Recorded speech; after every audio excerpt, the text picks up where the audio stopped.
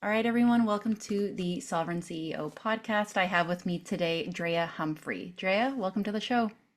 Thanks for having me, Carla, and hi to everybody else. So, you are a Western reporter for Rebel News. You are a mother. You're a freedom activist.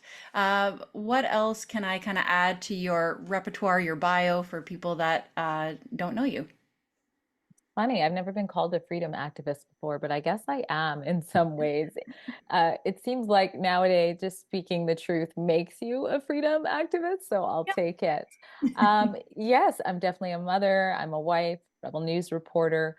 My background prior to being a Rebel News reporter was in healthcare. I was a medical professional in a couple of different capacities. And yeah, now I'm just more boots on the ground, getting out there, and our commitment to the public is telling the other side of the story. Much needed in Mhm. 2024 and beyond. Did you ever think that you would be in this position? Did you ever think you'd go from healthcare to reporting? No, no, like so many people, I was talking to someone and they said, I categorize everything from pre-2020 to post-2020. And that's definitely what happened in my life.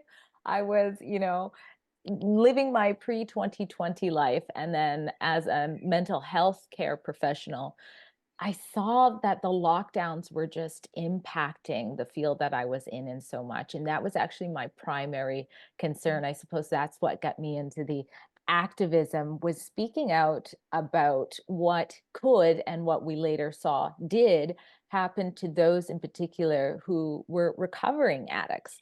So the addicts that I had worked with, or people who are trying to stay clean, they need those support systems. They need the positive people and connections that they have made in their life, and they also need their jobs. So my concerns that got me to my first protest in spring 2020 was that those individuals, if you use the example, let's say, of a single man who's been clean a few years, maybe he lives in assisted living and he's got a job. Well, now he's being told he can't see his child once a week because that's not in his bubble, and he can't work. Even though he's healthy, he can't work. But here's $2,000 from CERB and stay home in your loneliness. So what's happening? They're going to shoot up that 2000, or they're going to drink it away, and they're going to lose everything that they worked hard for. So that was the first thing that got me to my boots on the ground, at a report that was in Surrey, BC, just like 20 people, and I was wearing a mask outside. It's Yep. so funny. And I think I had made my first protest sign, which said, flatten the curve and not our rights. And I really wanted to speak to that issue. Mhm. And I didn't say where I worked or what company I worked for or anything like that. And I was cautioned very sternly. I don't even know how my work found out that I had attended that protest, but I was told, don't do that again. And if you do, you could lose your contract. And that was when I was faced with the decision that many of us faced in 2020 or thereafter of, do I keep my mouth shut, or do I go with my conscience and keep talking? And Mhm. so I chose the latter, and later on, Rebel News found me quite quickly after that, speaking what I felt was important truths that need to be heard, not just on that issue, but also on Black Lives Matter. I was speaking against the grain at that time about that as well. So along comes censorship and everything like that. And also along came Rebel News. Mhm. Um, what has that experience been like working for Rebel News? I call it a calling, actually. I've told my story before in depth on more of the details, and I had a slideshow on sort of the timestamps of how everything happened between when I got cautioned to between Ezra Levant being my first Twitter message. I had signed up on Twitter because I was being censored so much on Facebook, and the first message, after I felt led and called to actually apply at Rebel News with no journalism experience, I might add. So that would be quite the resume.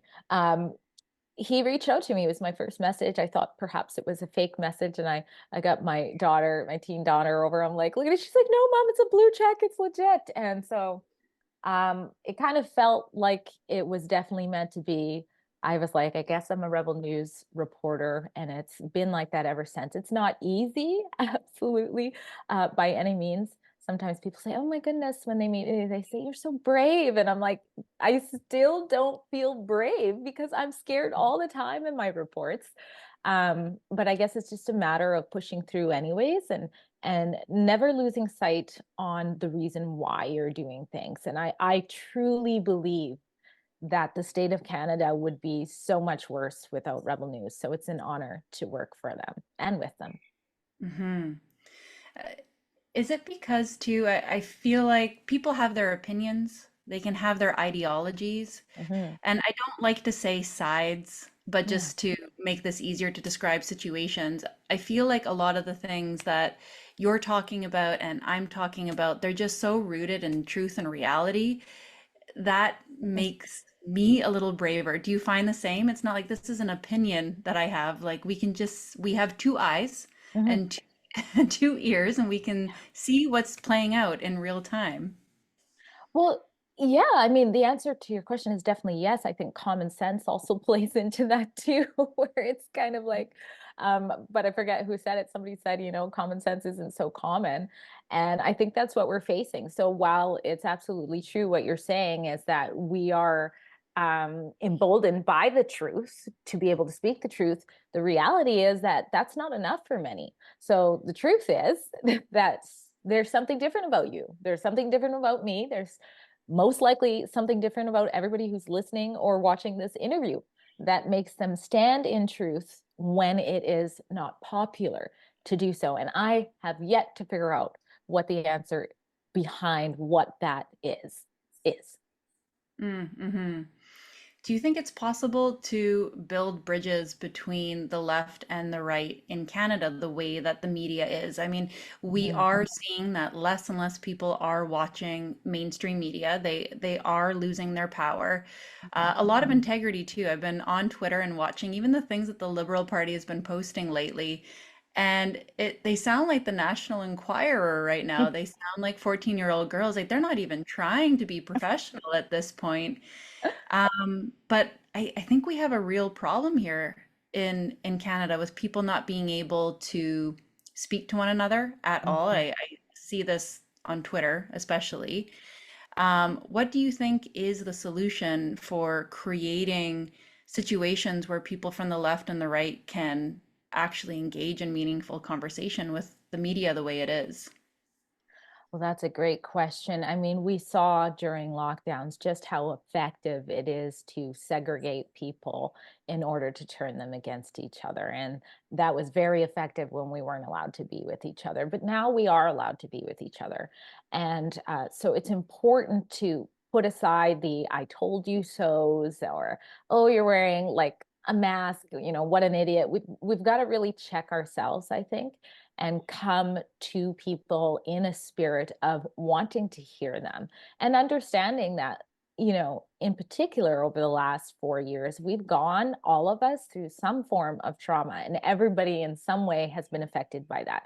So, as cliche as it sounds, I think coming to it from an approach of love, that goes a long way. I'm also faced with this challenge all the time in my reports, especially, if, for example, in a setting, if I'm covering a protest and there's counter protesters, of course, I'm always going to go over and try to get their side of the story. Something I love about Rebel News is every journalist is different. They all have their own personalities. And I feel like my personality is the type to kind of just come at them face to face and really just want to talk to them and have a conversation. And every once in a while, there will be someone on the other side that will engage in an actual discussion. And whenever that happens, there's always a lot more in common. You can always find some common ground. And I think those are the magical nuggets we should all be looking for, whether it's in the grocery store or not. Or at work, like in the grocery store, instead of judging the person wearing a mask, you can actually just have a conversation with them and say, hey, can I ask you why you're still wearing a mask? And, Mhm. maybe that question is going to make them think twice about it. Like, why am I still wearing a mask? Or maybe they're like, you know what? I have like a really ill grandparent at home and I'm just really scared about that. And then that, you're coming at them from a place of love and you're more understanding. That's what I like to assume too when I see people in masks. Either they're Mhm. sick or I think they're really scared. Scared, That's yeah. really sad that we did that to people. Hmm. And when we come with that approach, it's healthier for us. And I like, I believe people can see and receive that. And you can plant seeds. Seeds go a long way in the long run. And maybe the next time you see them, you never know, they might take it off and go like, yeah, I think it's time. I was thinking about it anyways. So How are you treated by legacy media? If like if you are out there reporting on the ground and legacy media is there as well, do they notice you? Do they talk to you? What happens there? I like that question. So I feel like my emails and messages to me as a journalist are like some sort of barometer for what's happening in Canada. And it's funny because if you went back to when I started in 2020, there would be obviously this clear divide of journalists. When we would cover the same thing, in particular, freedom protests, right? So you would have the legacy media off to the side again in their masks, terrified. And then we would be right in there, actually talking to the people instead of just following the one person who looks kind of weird or has a strange sign, right? And so we would always make a point at the time, my camera person was Matt Brevner, and we would always make a point to talk to the legacy media, introduce ourselves, and they were always so standoffish. They didn't want to shake our hands because we were like anti-vaxxer reporters. So it's like you'd put up your hand and they would decline sometimes or reluctantly shake. I don't think they shook their own hands at that time. And so there was a lot of that type of thing.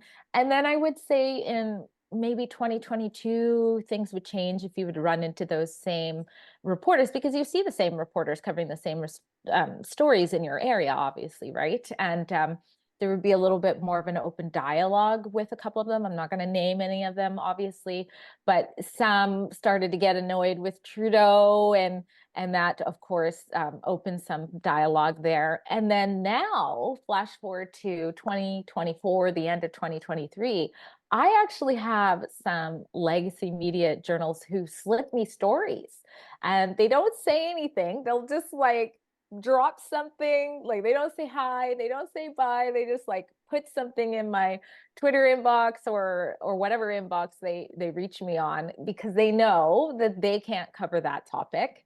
But I can and I will. So I love that. And I always make sure to cover those stories, of course, so that we do get the other side of the story out. So I think there's a major shift there, both in how we're perceived by other journalists. And of course, not all of them, though. That's incredible. That gives me a lot of hope that there Yeah. are people on the inside secretly dismantling some of the things. Okay. Hmm. Okay, I good. think they're tired of it too. I mean, imagine how frustrating it would be. I don't think that most of the journalists are these like evil people who want to push the globalist agenda. I think they got into the field because they were interested in journalism. And so I can't imagine how frustrating it would be to be told you can't do a story that is important, that that the public wants to hear, and often that is some level, some form of injustice. And we saw that with all of the vaccine injuries that got ignored. And now the legacy media puts the odd one out. But imagine being shut down on those types of stories. That would be really difficult. I imagine it's similar to my father. My father worked for government. He worked for Manitoba Healthcare. You can imagine we were not on the same page on things during this whole thing. And he's retired now, but he spent so long, way up high in Manitoba Healthcare, and things have changed. Just like we talked Yeah. about before the podcast started, like the Liberal Party themselves have changed. The Yeah. news media has changed. And I Hmm. think the problem is there's a lot of people that have been in there for decades and they just have so many memories of it being another way and they're not quite catching on that everything is shifting. And Yeah. that might be a really big problem. Well, of course you can trust the media. You've always been able to Hmm. trust the media. Why wouldn't you be able to now? Hmm. And you're right, that must overlay into the field of medicine. I'm connected to the field of medicine, and it's the same thing. You trust these institutions to behave in a certain way, and we haven't put the institutions in check. So in the medical field, there's a lot of really well-educated people who trust, that journal, that medicine journal that they read all the time. They don't understand that scientists and research is being censored and shunned, and no one's getting money if they're talking about something that shouldn't be talked about, or they want to look into it. So yeah, yeah, I could totally see that, how those two fields connect. So these censorship bills, how has that impacted Rebel News? I hope that most Canadians by now have a VPN so we can continue Mhm. to watch Rebel News. What's happening in the back end there? Well, we've been very clear on our belief that we're one of the primary targets with a lot of these things. There are millions of people who come to Rebel News for their news, predominantly Canadians. We've had to sue the Prime Minister not once, but I believe three times, two times winning. I'm not sure what's happening with the third case. And that's just to simply ask the Prime Minister questions that the people deserve answers to. There is no shame when it comes to the current government in even going against that ruling and saying, no, when it comes to election time, you guys are not welcome, even if you have to fight your way through courts to get there. So we're not naive when it comes to these censorship bills to understand that we would be targeted with that. And with that comes great concern, just like it always is in any country, when news is controlled or censored and things like that. So we have different calls of actions. We have, if you go to stopthecensorship.com, we have petitions there. And that's also where we put all of those reports that sort of tie into any kind of online censorship. But the beautiful thing that I've been able to see in Rebel News is the people. The people have saved Rebel News many times before, and it's quite shocking. I always like pitch like, once every 6 months, I'm like, I really think we need a reality show, because if people could see like how stressful it is when these sort of fights we have to take and the discussions that happen before. But ultimately, it always comes down to the people just supporting us and getting us through. So yes, make sure you have our email, or you've given us your email, I should say. That's the most powerful thing you can do, I think, in case these bills go any further. The other thing I want to add, which is interesting and kind of ties into your last question about the whole like legacy media versus independent media, is how Facebook responded, of course, to one of those bills, or one of those legislations. And as we all know, it's to block the news as a whole off of Canada.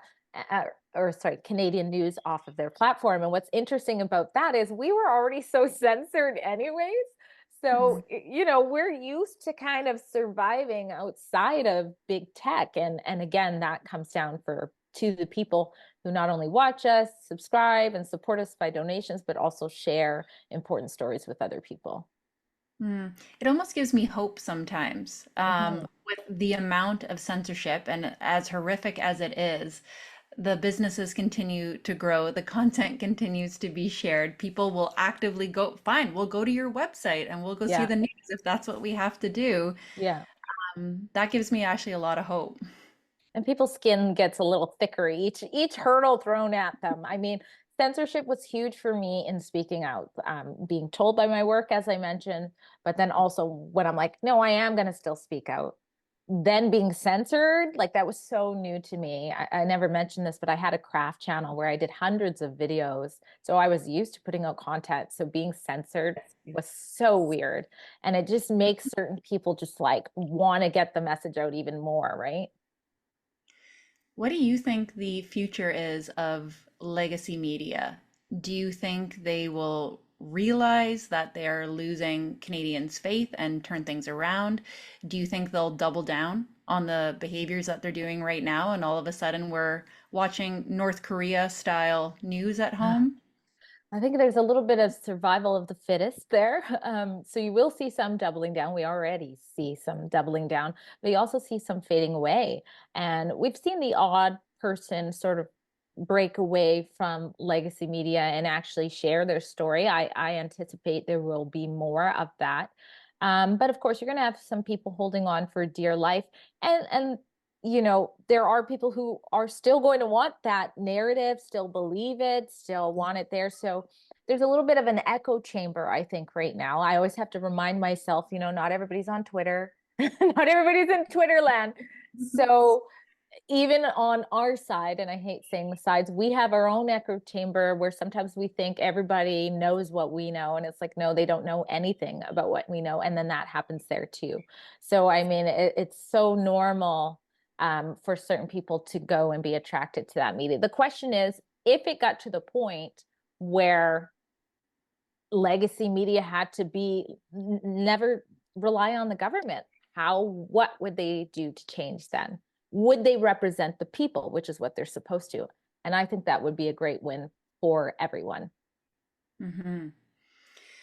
How do you stay emotionally regulated? How do you stay neutral as a journalist, especially in places like Twitter or when you're boots on the ground reporting and you're encountering really nasty people? Is it your nature? Are you able to just like let things bounce off your back naturally, or is it something that you really have to work at? Well, my husband would say hard no on that, but I don't let things go easy with him. But no, I don't think it's necessarily my nature to let things go. Um, One answer to your question is my faith is a big part of it. So I try my best to live in a way that Christ lived and how he would probably address some of these people, which again is coming from a place of love, but it's certainly not always easy to do that.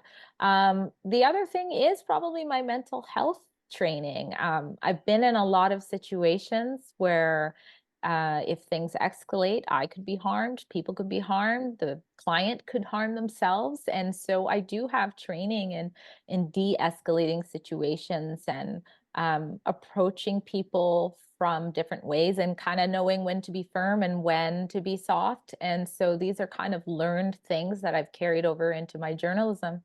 And unfortunately, and I'm not trying to be dismissive of this in any way, but a lot of times the people who are angry at me, I think they have mental health issues. I can see it, I feel it. It's very natural to situations I've been in before. And so Mhm. I think when they're in my face like that, I just kind of respond in a way that I would. I cared for people with mental illness in my own home 24/7. So there isn't a lot you can throw at me that's going to be too shocking, even though I'm small and might look like you could intimidate me easily. It's not going to be that easy.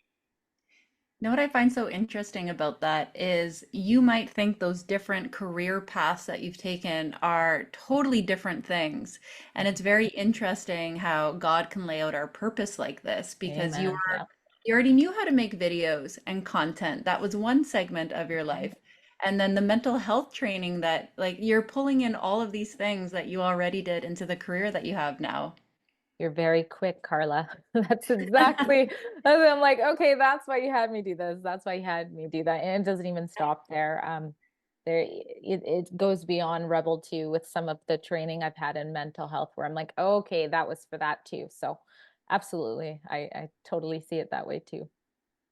So you're going to be speaking at the Reclaiming Canada conference. What made you want to get involved, and what will you be speaking about? Well, there's two things that wanted me or made me agree to speak. One is I've covered it 2 years in a row. I spoke at it last year, and that was because I saw that it is an organized movement, which isn't easy to do in grassroots. It's actually very difficult to do. So I do like the way that it's put together, and I saw a lot of people go away with a takeaway, and that takeaway is a positive one where they feel like they can be more of a positive impact on Canada. So that's something I'm attracted to and I would love to be a part of. So I'm happy to accept to speak about it. The second thing, it's really in the name, reclaiming Canada. Canadians were known as being nice. I have my own theories about whether that was actually ever true, but we have this nice, but we certainly were known as being free, a free place to live. And that's something that's very important to me. I'm sure, Carla, you know people and people watching or listening. I'm sure they all know great Canadians who have either left the country, planning to leave the country, dreaming, fantasizing about leaving the country. And I'd be lying if it hadn't crossed my mind. But the reality is, if Canada falls and completely becomes a place that's undemocratic or unfree, then those other places that people are fleeing to, I mean, it's easy for that type of takeover to happen if it hasn't already. So I think there's a lot of reason to reclaim Canada, to realign Canada and get it back on track. So that's why I agreed. What was your second question? Oh, what was my second question? Yeah, I know you had two, but that's why I'm looking forward to being a part of the conference for sure. I'm looking forward to seeing you in person. Who are you looking forward to listening to at the conference? Oh, interesting. Well, it's a great lineup. I've actually never met Dr. McCullough. Like my coworkers have some of them, and so I'm actually really looking forward to finally meeting him. Most people know him if they were paying attention to the other side of the story during COVID. And guilty pleasure. This is probably not the answer you or anyone is expecting. I'm excited to meet Drew Pinsky because I watched so much Teen Moms. And I'm so ashamed to say that's the most reason I want to meet him. And I know he's doing great work now, but I'm really excited about that. And it's funny, my family member who I can't always have these honest, open discussions and on anything related to politics. I showed him, I'm like, look who I'm going to be speaking with. And he was like, oh, I'm so excited. So maybe he'll watch more of the conference too. You never know. I love that. And I love that the Americans are coming to help protect Canada too. Yeah. Yes, Yeah. please get the cavalry. We need all the help we can get when it comes to reclaiming the country. It's like when Tucker Carlson came here. That was great. That just shook us up a little bit. Coming to save Canada. Yeah. One more question for you. You're a mother and a Mhm. reporter. What kind of conversations are you having with your kids about being discerning around media? Yeah. Um, so my kids have quite a big gap. I have one that is 11 years older than the other. And so I homeschool one and the other is graduated. And so the conversations are quite different. The older one, it's how I would talk to my friend about everything. She gets the full deal. As a homeschool parent, it's amazing. Like, I don't know who my child's gonna be because my one of the subjects I teach is critical thinking to my son. And I don't think you get taught that in school. And I can see he's really latching on to that. And so I think that I take that approach in everything, like in science, everything that he learns, I challenge him to understand why that's the truth. Is it the truth? Why do you believe that?